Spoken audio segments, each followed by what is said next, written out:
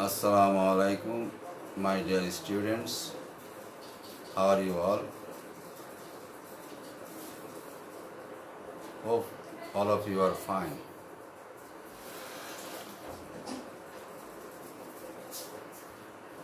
Today, I have appeared before you on this online English class.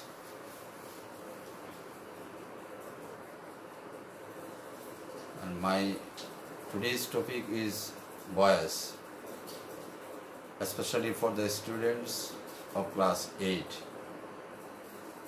And that's why I would like to invite the students of class 8 to join the class.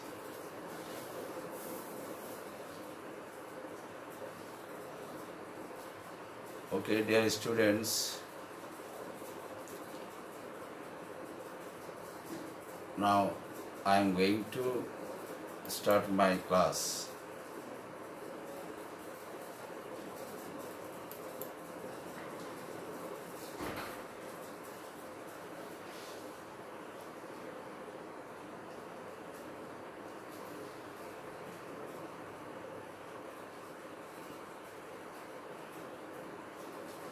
Students, we can see a sentence. Read out the sentence. Okay, I am going to read out the sentence. Sentence number A. We grew crops.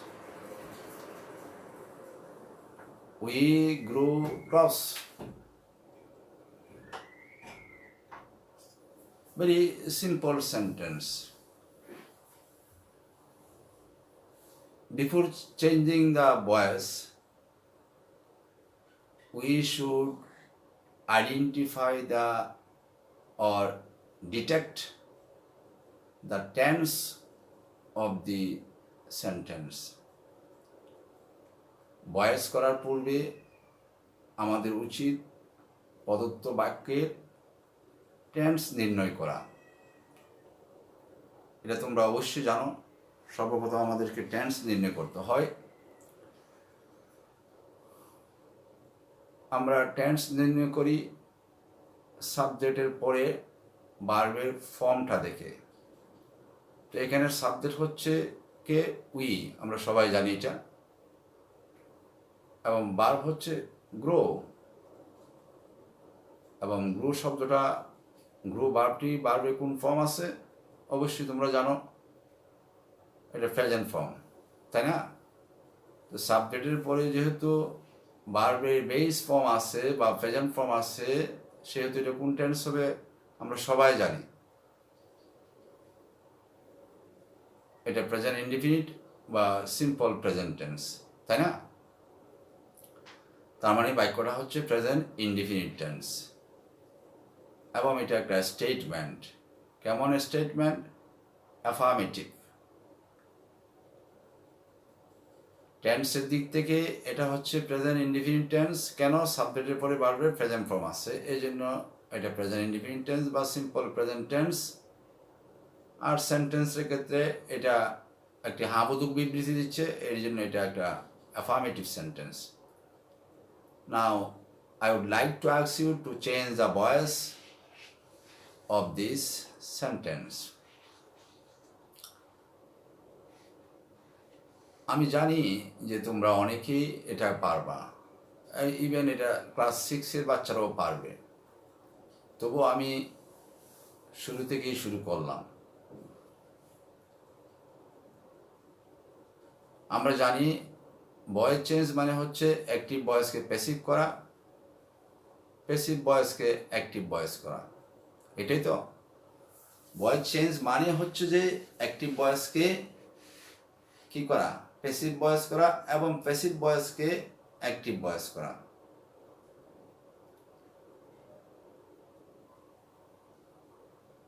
আমি কোন voice করতে হবে সেটা কিন্তু বলি নাই।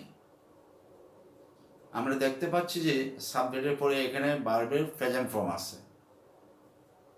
তাহলে অবশ্যই এটা অ্যাক্টিভ ভয়েস আছে, কারণ গ্রো উৎপাদন করা বা জন্মানো, তাই না? এই কাজটা কে করতেছে? উই। তাহলে উই তো সাবজেক্ট হিসেবে সক্রিয় আছে। এখানে গ্রো কাজটা কে করে? উই করে। তাহলে উই সক্রিয় আছে, তার মানে যেখানে কর্তা অ্যাক্টিভ আছে সেখানে এটা কি অ্যাক্টিভ ভয়েস। তার মানে বাক্যটা আছে অ্যাক্টিভ ভয়েস। বেসিক করতে হলে কি করতে হবে? আগে অবজেক্টকে সাবজেক্ট করতে হবে। তো অবজেক্ট কি এখানে? ক্রপস, ফসল, এবং এটা প্লুরাল নাম্বার, এটাকে আমরা সাবজেক্ট করব। হ্যাঁ, তাহলে প্রথমে অবজেক্ট ক্রপসকে আমরা কি করব? সাবজেক্ট করব। তারপরে কি করতে হয়?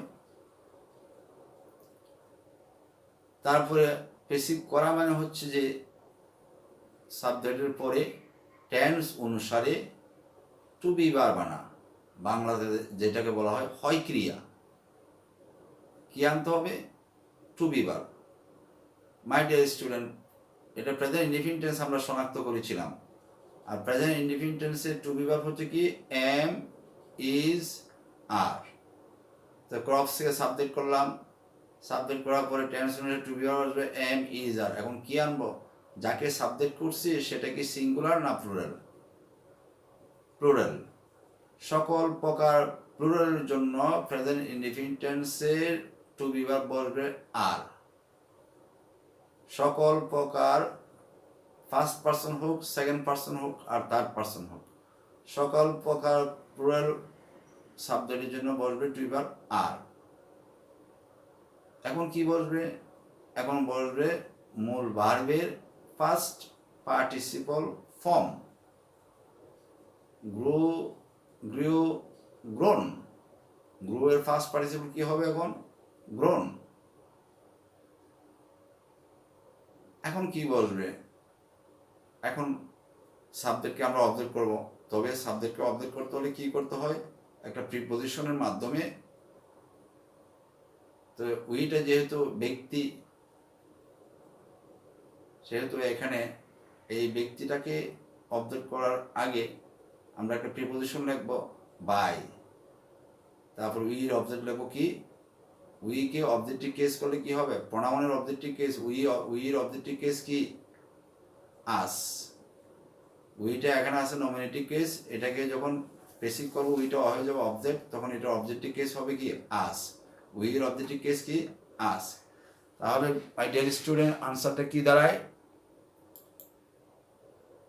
পেসিভে হবে কি? এটা ক্রপস আর গ্রোন বাই আস।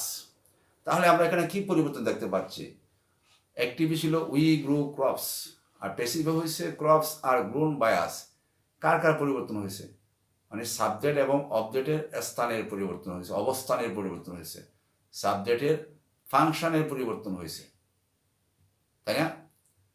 ভার্বের ফর্মের পরিবর্তন হয়েছে, প্রিপোজিশন আসছে, এবং সাবজেক্ট এবং অবজেক্টের অবস্থানের পরিবর্তন। এই কয়েকটি পরিবর্তন আমাদেরকে মনে রাখতে হবে।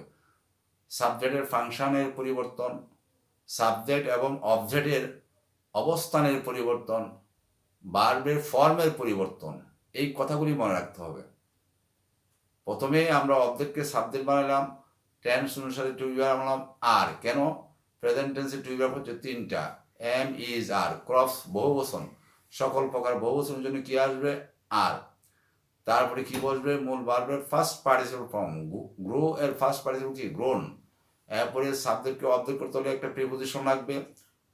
তাহলে প্রিপোজিশন কি লিখলাম? বাই। উই এর অবজেক্টিভ কেস কি লিখলাম? Us. Crops are grown by us. Have you understood? Okay, dear student, now I would like to move to the next sentence.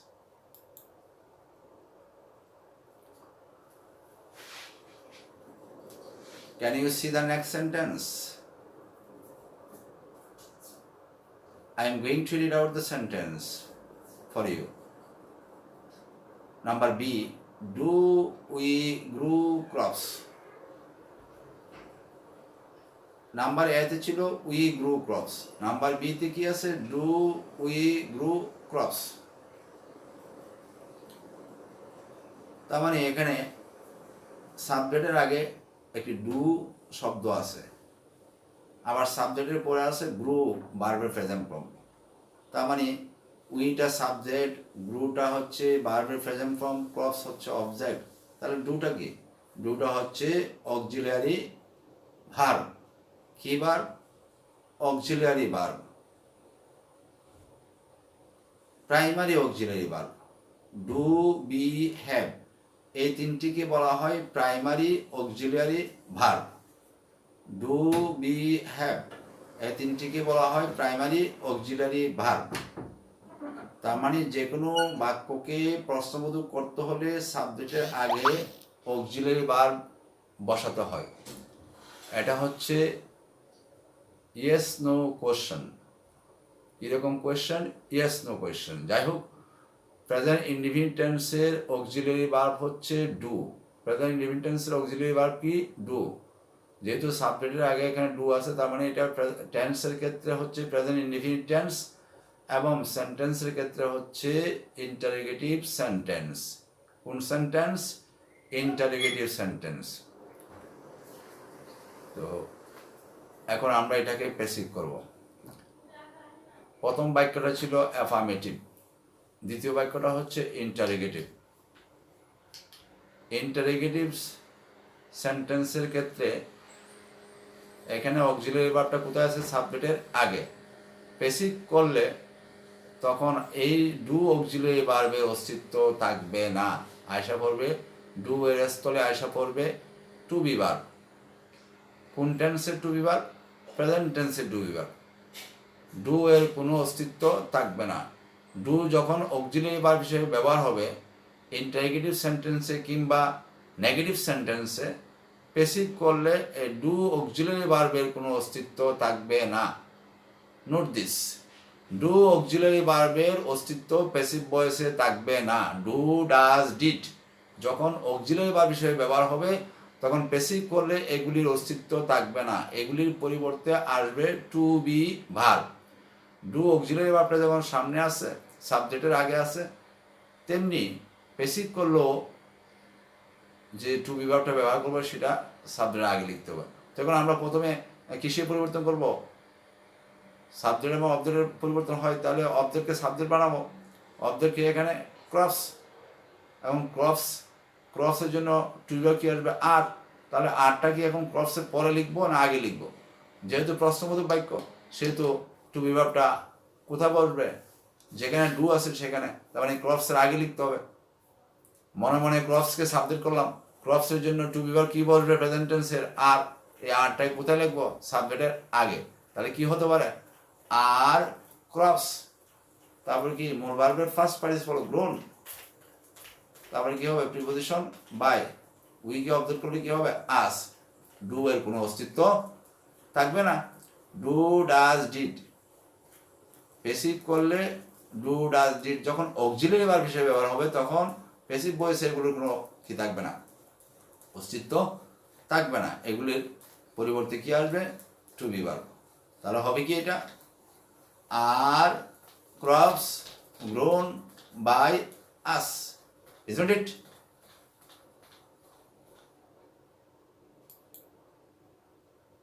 Are crops grown by us?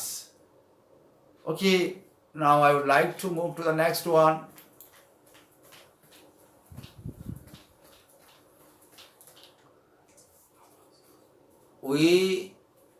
Number C. We do not grow crops. My dear student, same sentence. The first one has been written in affirmative, in the affirmative sentence, and the second one has been written in the negative sentence, and the second one has been written in the interrogative sentence, and the third one has been written in the negative sentence. Same sentence but different types of sentence, and same tense, একই বাক্যকে আমি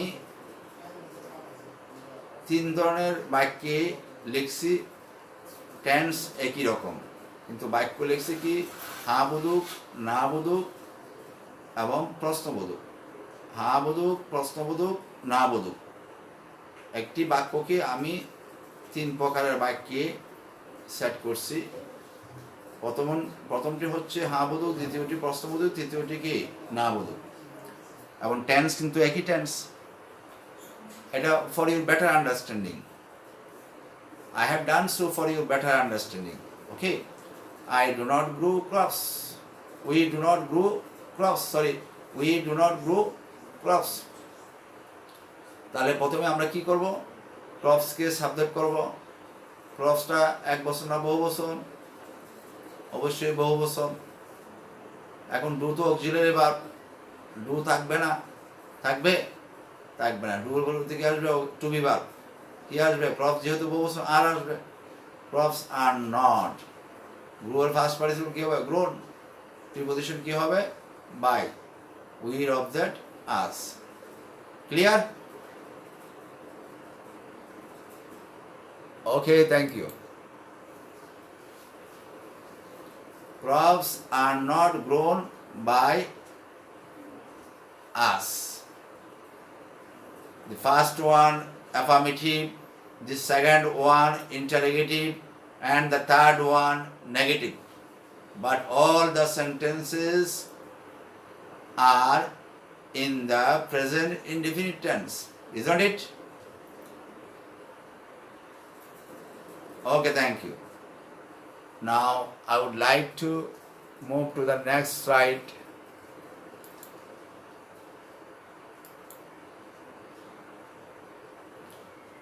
Another easy sentence and very known sentence. I know him.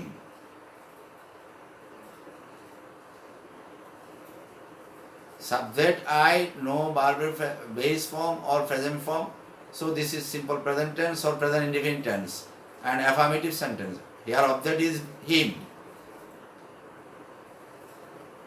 যেহেতু সাবজেক্টের পরে এখানে ভার্বের present form আছে, two B ভার্বের অস্তিত্ব নেই, ভার্বের ফার্স্ট পার্টিসিপল নেই, তার মানে এটা কি নয়? প্যাসিভ নয়, এটা হচ্ছে কি অ্যাক্টিভ। এটা কি অ্যাক্টিভ। কোন টেন্সের অ্যাক্টিভ? প্রেজেন্ট ইনডিফিনিট টেন্সের অ্যাক্টিভ ভয়েস। সো আমরা এটাকে কি করব? প্যাসিভ করব। প্যাসিভ মানে হচ্ছে কি অবজেক্টকে কি করা? সাবজেক্ট করা। তো অবজেক্টকে এখানে হিম, হিমকে সাবজেক্ট করলে কি হবে? in case of the him-ers nominative case মানে সাবজেক্টিভ কেস কি হবে? হি। 2 নম্বর কাজ কি? টেন্স অনুসারে টু বি ভার্ব আনা। টেন্স অনুসারে present indefinite tense to be কি এম ইজ আর। তো হি যেহেতু থার্ড পারসন সিঙ্গুলার নাম্বার, সেহেতু কি বসবে? ইজ। সকল প্রকার থার্ড পারসন সিঙ্গুলার নাম্বারের জন্য টু বি ভার্ব হিসেবে প্রেজেন্ট ইনডিফিনিট টেন্সে কি বসবে? ইজ। সকল প্রকার থার্ড পারসন সিঙ্গুলার নাম্বারের জন্য টু বি ভার্ব হিসেবে প্রেজেন্ট টেন্সে কি বসবে? ইজ। তাহলে কি হবে? He is. এরপরের কাজটা কি? এরপরের কাজটা কি বলো তো দেখি সাইব। নো ভার্বের ফার্স্ট পার্টিসিপল নোন। নো ভার্বের ফার্স্ট পার্টিসিপল কি? নোন। নোন স্পেলিংটা কি রকম? প্রেজেন্ট ফর্মের সাথে অ্যান যুক্ত করলে এটা কি হয়ে যাবে? নোন হয়ে যাবে। তারপরে আমরা কি করি? তারপরে আমরা সাবজেক্টকে অবজেক্ট করার আগে একটি উপযুক্ত প্রেপোজিশন ব্যবহার করি। কিন্তু এখানে একটি জিনিস অবশ্যই আমাদের মনে রাখতে হবে যে নো ভার্বের পরে প্রিপোজিশন একমাত্র কি বসবে? টু বসবে। কি বসবে? টু। তাহলে হবে কি? He is known to. তারপর আইকে আমরা কি করব? অবজেক্ট করব। আয়ের অবজেক্ট কি হবে? এটা সবাই পারে, ইভেন ক্লাস 4-5 বাচ্চারাও পারে। আয়ের অবজেক্টিভ কেস কি? Me. He is known to me.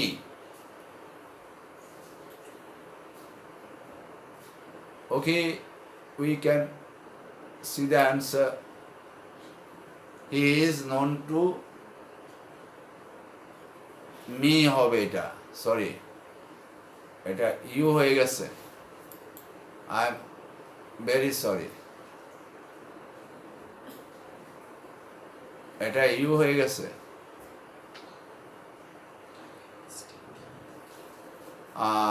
Great mistake. আইকে অবজেক্ট করলে কি হবে?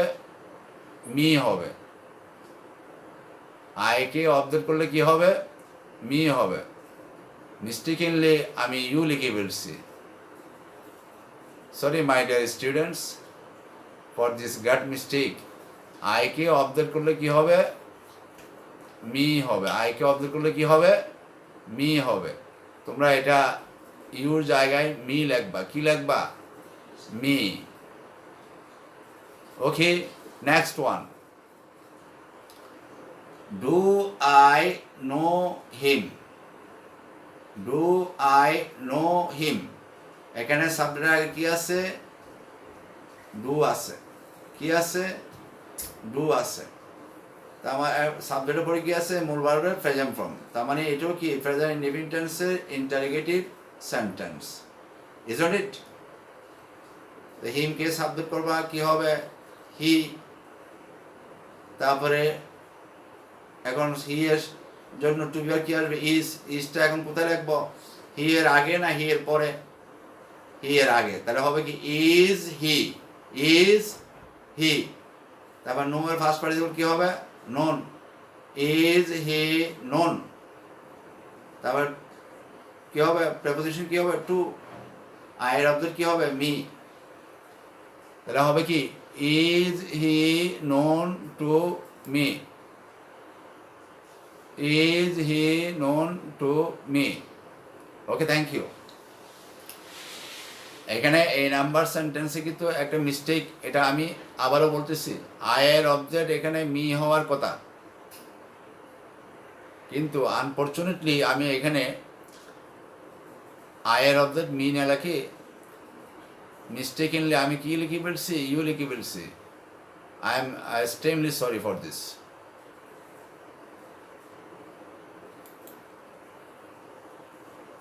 Number C, I do not know him. এখানে সাবজেক্ট আই, দুটা অক্সিলারি ভার্ব, নটটা নেগেটিভ সাইন। তার মানে তারপরে কি মূল ভার্বের প্রেজেন্ট ফর্ম, এটাও present indefinite tense but negative sentence. এখানে আমরা সাবজেক্টকে অবজেক্টকে সাবজেক্ট করব, অবজেক্ট কি? হিম। হিমকে সাবজেক্ট করলে কি হবে? হি। তারপরে ডু এর পরিবর্তে কি আসবে? হি এর পরে হি, যেহেতু third person singular number, is আসবে। He is not.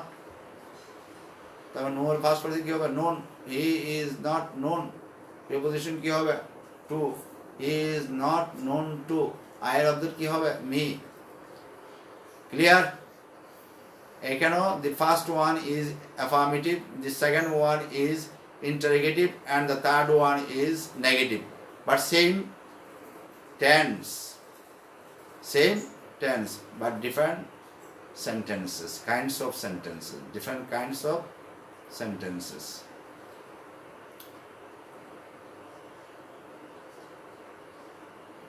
Now we can look at the answer. He is not known to me. Have you understood?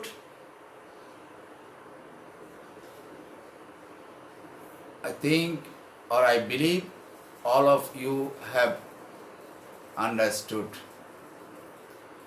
Now I would like to move to the next slide.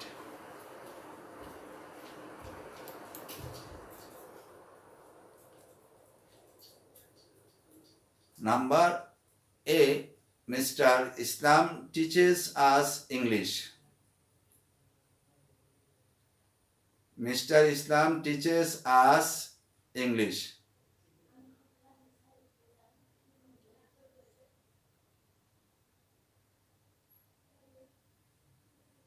Mr. Islam is a person and he is the subject of this sentence, and teach is a present form,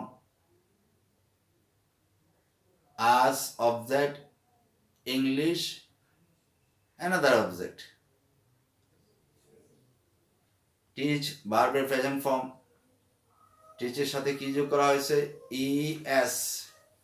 কারণ কি? Mister Islam third person singular number.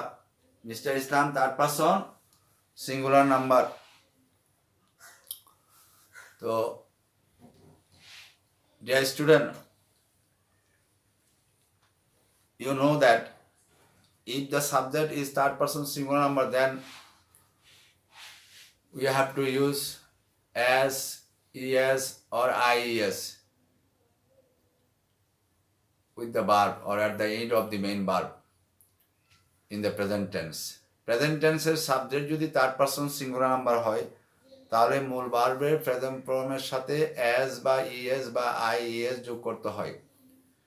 তো শেষে teach শব্দটির শেষে ch আছে, এই জন্য শুধু s যোগ করলে ch এর জন্য s এর উচ্চারণ হবে না, এই কারণে es যোগ করতে হয়েছে।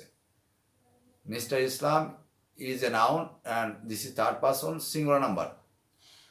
This sentence is also present indefinite tense, but in this sentence we can see double object. That means two object. একটি হচ্ছে আস, আরেকটি হচ্ছে ইংলিশ। একটা ব্যক্তি, আরেকটা কি অব্যক্তি। তা আসটা দ্বারা ব্যক্তিকে বোঝাচ্ছে, ইংলিশ দ্বারা একটা সাবজেক্টকে বোঝাচ্ছে, একটা ল্যাঙ্গুয়েজকে বোঝাচ্ছে। তো যদি কোনো ট্রানজিটিভ ভার্বের ডাবল অবজেক্ট থাকে তখন এই অবজেক্টের নাম থাকে ডিরেক্ট অবজেক্ট, ইনডিরেক্ট অবজেক্ট। তো এখানে ডিরেক্ট অবজেক্ট হচ্ছে ইংলিশ আর আসটা হচ্ছে ইনডিরেক্ট অবজেক্ট। অর্থাৎ তোমরা সহজেই মনে রাখবা, ব্যক্তি যদি বোঝায় সেটা ডিরেক্ট না, সেটা হচ্ছে ইনডিরেক্ট, আর অব্যক্তিটা হচ্ছে ডিরেক্ট অবজেক্ট। অব্যক্তিটা কি? ডিরেক্ট অবজেক্ট, আর ব্যক্তিরা হচ্ছে ইনডিরেক্ট অবজেক্ট। তো এইরকম ক্ষেত্রে ডিরেক্ট অবজেক্ট এবং ইনডিরেক্ট অবজেক্ট দুইটা অবজেক্ট যদি থাকে, যে কোনো একটিকে আমরা সাবজেক্ট বানাতে পারি। তবে we should prefer the person, আমাদের ব্যক্তিটাকে প্রাধান্য দেওয়া উচিত। This is good English. তুমি অব্যক্তিকে সাবজেক্ট করলে বাক্যটা হবে না, আমি সেটা বলতেছি না, কিন্তু ব্যক্তিটাকে প্রাধান্য দেওয়া উচিত। এই জন্য আমরা ইনডিরেক্ট অবজেক্ট আসটাকে সাবজেক্ট বানাবো। ইংলিশকেও সাবজেক্ট বানাতে পারবা। তো এখন আমরা আজকে সাবজেক্ট বানাবো। আজকে সাবজেক্ট করলে, নমিনেটিভ কেস করলে, আজকে সাবজেক্টিভ কেস করলে কি হবে? উই। দেখো উই সবাই। তারপরে কি? তারপরে তো অবশ্যই আমরা জানি প্রেজেন্ট ইনডিফিনিট টেন্সে কি আসে? টু বি ভার্ব আসে। তো উই যেহেতু বহুবচন, ফার্স্ট পারসন বহুবচন, সকল প্রকার বচনের জন্য কি বসে? আর। We are. 3 নম্বর কাজ কি? মূল ভার্বের ফার্স্ট পার্টিসিপল ফর্ম। তো টিচের ফার্স্ট পার্টিসিপল ফর্ম কি? টট।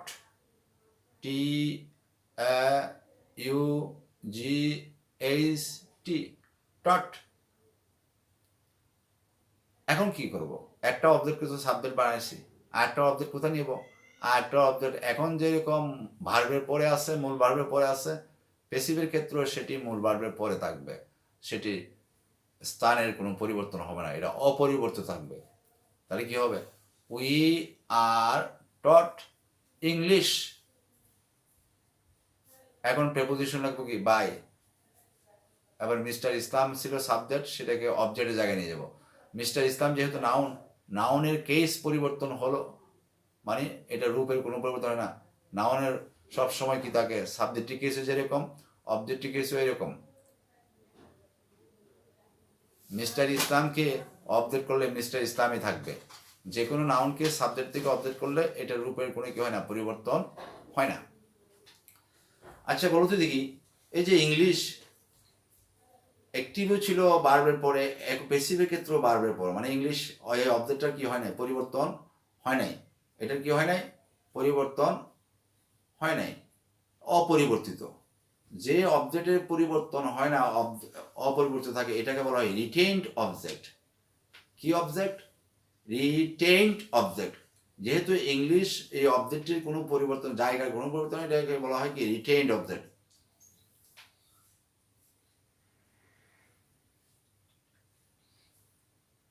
Now we can see the answer. We are taught English by Mr. Islam. এখানে ইংলিশ এই অবজেক্টটাকে কি ধরনের অবজেক্ট বলা হয়? যে অবজেক্টের স্থানের পরিবর্তন হয় না, এটাকে কি বলা হয়? যেটা রিটেইন থেকে যায়, অপরিবর্তিত থেকে যায়, এটাকে বলা হয় retained object. This is also an important information. What is retain object? এটা একটা প্রশ্ন। সুতরাং রিটেইন অবজেক্ট কি সেটা আমরা মনে রাখবো।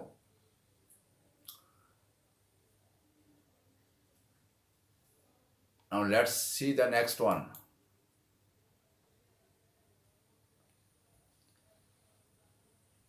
Number B. Does Mr. Islam teach us English? Same sentence but type of sentences has been changed. প্রথম সেন্টেন্সটি ছিল এখানে এ নাম্বার সেন্টেন্সটি এখানে ছিল অ্যাফার্মেটিভ, এখানে বি নাম্বার সেন্টেন্সটা হচ্ছে ইন্টারোগেটিভ বাট প্রেজেন্ট ইনডিফিনিট। ওইটা পারলো, এটাও পারবো আমরা। শুধু কি করব, টু বি ভার্বটা সাবজেক্টের যাকে সাবজেক্ট করবো তার আগে লিখবো। তো এখানে কয়টা অবজেক্ট? দুইটা, আস এবং ইংলিশ। আসটাকে কেমন অবজেক্ট বলবো? মানে ব্যক্তিটাকে ইনডিরেক্ট অবজেক্ট, আর ওইটাকে যেটা ব্যক্তি নয় সেটাকে ডিরেক্ট অবজেক্ট। তো ব্যক্তি কাকে মানে দুইটাকেই সাবজেক্ট করতে পারবো, কিন্তু কোনটাকে করাটা ভালো? ব্যক্তিটাকে। হ্যাঁ, তো ব্যক্তি আজকে সাবজেক্ট করলে কি হবে? উই। কিন্তু উইয়ের জন্য টু বি ভার্ব কি বসবে? আর। আর লিখবো আগে না উই লিখবো আগে? অফকোর্স আর লিখবো। আর উই, তারপর টিচার ফার্স্ট পার্টিসিপল কি হবে? টট। Are we taught. এখন সেকেন্ড অবজেক্টটা রিটেন অবজেক্ট।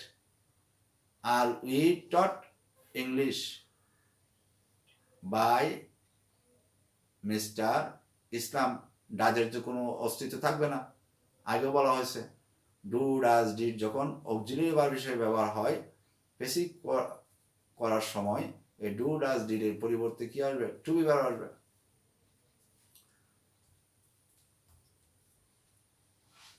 তাহলে এটা আনসারটা কি হচ্ছে? Are we taught English by mister Islam, isn't it? Okay, we can see the answer. Are we taught English by Mr. Islam? Have you understood? I think all of you have understood. Now let's move to the next one.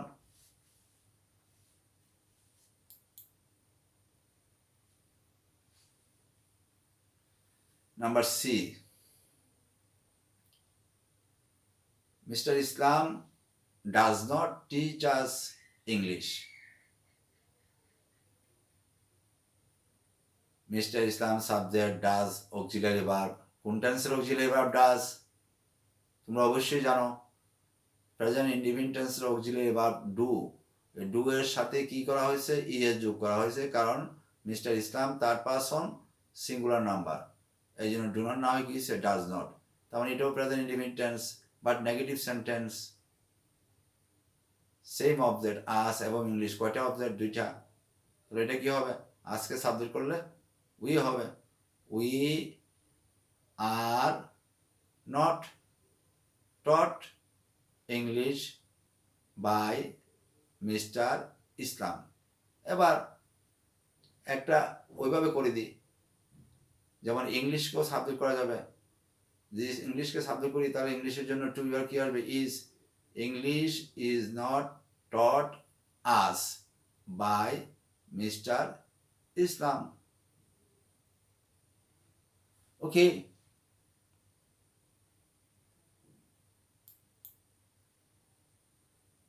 The answer is we are not taught English by Mr. Islam. Dear students, very simple sentence. I have prepared this lesson by using some very simple sentences for your better understanding. আমি একই বাক্যকে বিভিন্ন সেন্টেন্সে লিখছি, এই কারণে বিভিন্ন ধরনের সেন্টেন্সে নিয়ে লিখছি একই টেন্স ব্যবহার করে, যেন তোমরা বুঝতে পারো। এবং আমি শুরু থেকেই শুরু করছি, যেন 8-এর বাচ্চাদের সাথে যদি কোনো 6-এর বা 7-এর বাচ্চারা যারা বয়স কোনোদিন করে নাই, তারাও যেন শিখতে পারে।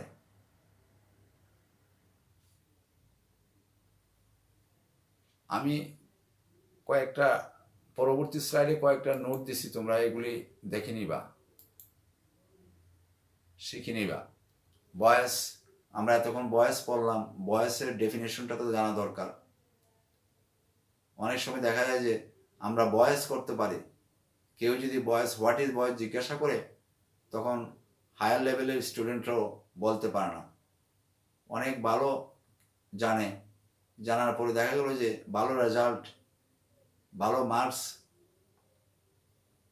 অনার্স মাস্টার্স লেভেলে পড়ে বা অনার্স মাস্টার্স করার পরও যদি জিজ্ঞাসা করা হয় হোয়াট ইজ বয়স, বলতে পারে না। তোমরা শিখে ফেলবা। বয়স is the form of the verb which indicates whether the subject does the work or something has been done to it. ক্রিয়ার প্রকাশ ভঙ্গিটাই হচ্ছে বয়স। ক্রিয়ার প্রকাশ ভঙ্গিটা হচ্ছে কি বয়স, মানে বাচ্য।